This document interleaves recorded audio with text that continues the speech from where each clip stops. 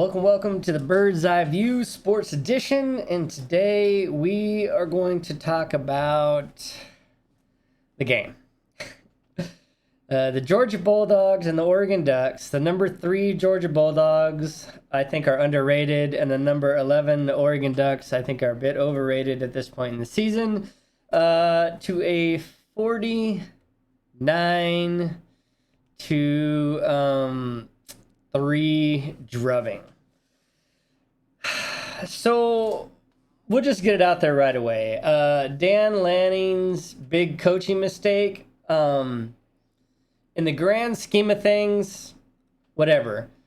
But if you're an Oregon fan, the biggest mistake is not letting Ty Thompson and Butterfield take the field at all. Not getting them any experience. But we'll talk about that in a minute. But if you think Dan Lanning should have played the backups, please leave a like and subscribe. It just helps out the algorithm to get these videos seen. Okay, so is the sky falling? No. Does it hurt to get drubbed 49 to 3? Absolutely. This is the first time since 2017 that Oregon has not scored a touchdown. And then this highly skilled, highly touted offense that we were supposed to have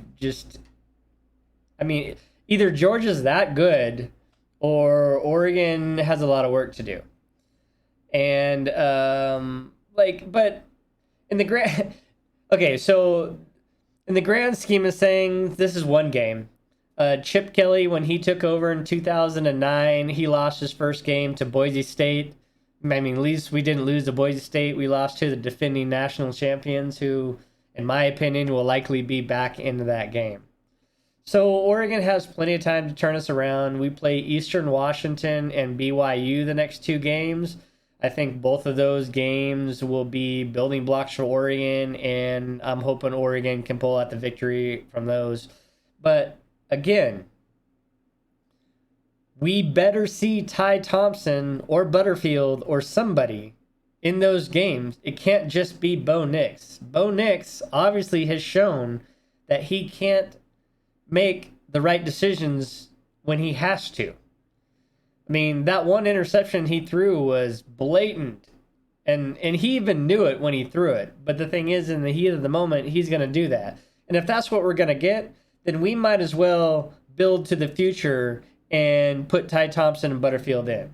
And like I said, I know this game isn't lost, but let's take a look.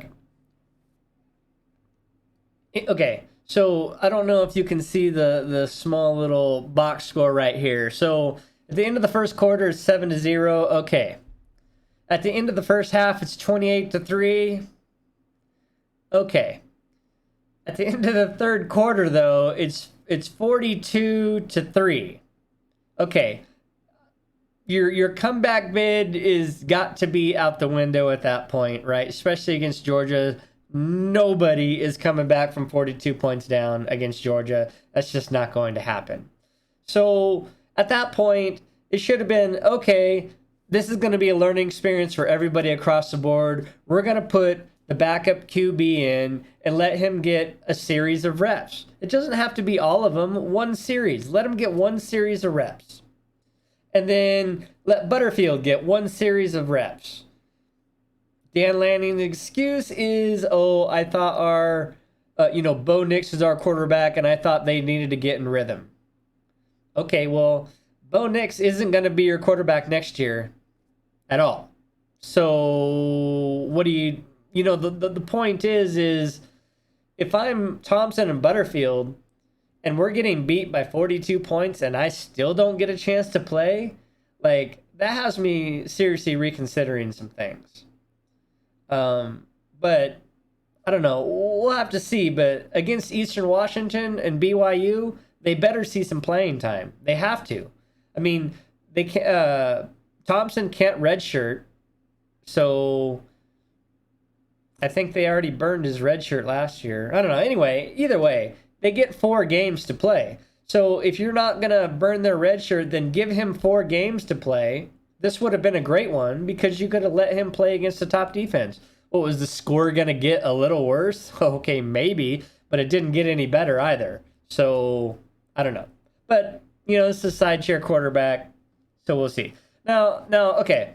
Now, like I said, the sky isn't falling, but Georgia's a great team. Let's just look at this. Stetson Bennett, he didn't do anything out of his normal capability. He really wasn't pressured all that much, and then when he was, he rolled out and made nice connections. He only missed 6 passes, and I think only 2 of those were pass breakups, and the other 4 were he threw it out of bounds. And even their backup got to play, and he was 5 for 6.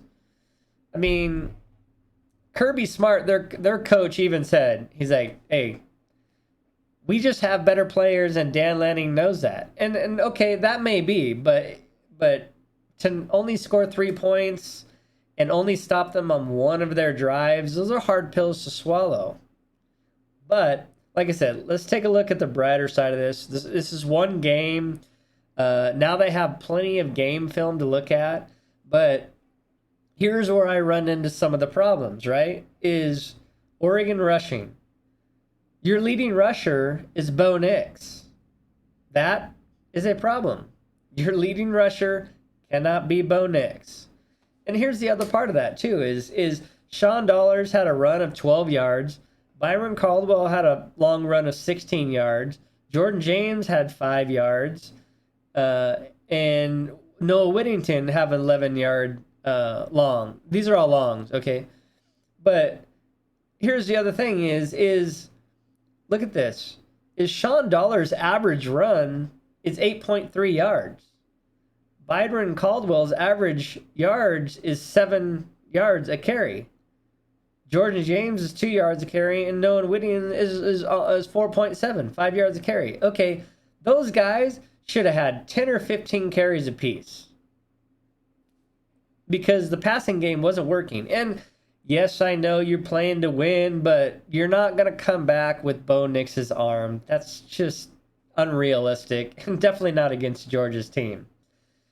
If you look at the receiving, we threw all over the place, and when we made the catches, when the throws were properly made, we got good yardage. I mean, Troy Franklin had 2 catches, and he averaged 17 yards. Dante Thornton had 2 catches, averaged 10 yards. Marquise Irving averaged 10 yards. So overall, when you look at this, Oregon had 320 yards overall. That's not a bad line. I mean, I think that's probably what Oregon averaged last year in their 9-3 campaign, but our offense was anemic, right? There was some good plays. There's a lot to build on. We had no fumbles. The only turnovers were from Bo Nix. One from a pass that the Georgia guy just made an outstanding play on, because if he wasn't there, I think it was Franklin would have caught that ball, and we'd have been right down in the red zone. And then the other one, Bo Nix shouldn't have never thrown. And we were pressuring back in the red zone, and that's a problem. That's the problem, but that's been Bo Nix's problem forever. Okay, like I said, the sky's not falling. Dan Lanning, I think the biggest mistake for Dan Lanning was not playing the backup QB. He has to play the backup QBs just to keep them here, if nothing less, because Bo Nix is never going to be your guy. Is Bo Nix going to be a serviceable quarterback the rest of the year? Sure. But he's never he might have a lights out game, but I don't think that Bo Nix is the guy. He just doesn't show me anything that says he's the guy. But okay, so yes, Oregon got drubbed 49-3. It's one loss. We're 0-1. We play Eastern Washington. We'll break 500 there. We'll play BYU, and that I'm not gonna lie, BYU is going to be a tough game, but we're going to take a look and see the culture that Dan Lanning has built. Because if we come out and we struggle against Eastern Washington, then Dan Lanning has a lot farther way to go to build his culture than we thought. But if Oregon comes out, dominates Eastern Washington like we should, get some things fixed, we host BYU. I'm pretty sure we host BYU at home. If we can get that game going, win by a couple of touchdowns, then, we can get this season going in the right direction. But there is a lot of work to do, especially on defense, because even though I would say most of the time we were in position to stop some plays, we would get 2 or 3 guys with hands on and couldn't tackle. And that's a significant problem because a lot of those times we're in the backfield of Georgia and they just ran right by us. But the season's not over. It's one game. We'll get back to it. Look for Oregon to bounce back against Eastern Washington. I'm looking for them to bounce back big. But Ty Thompson or Butterfield or both have to play in that game. They just do. If they don't, Dan Lanning is going to lose this fan base really fast. Really fast. Because you can't go 7-5 or whatever, how many games we have, 7-4. You can't go 7-4 and not be playing the backup QBs so they can build to their future. That's just not going to cut it with Oregon fan base. It's going to be a rough year if that's the case. I can handle a 7-4 season if we're building for the future.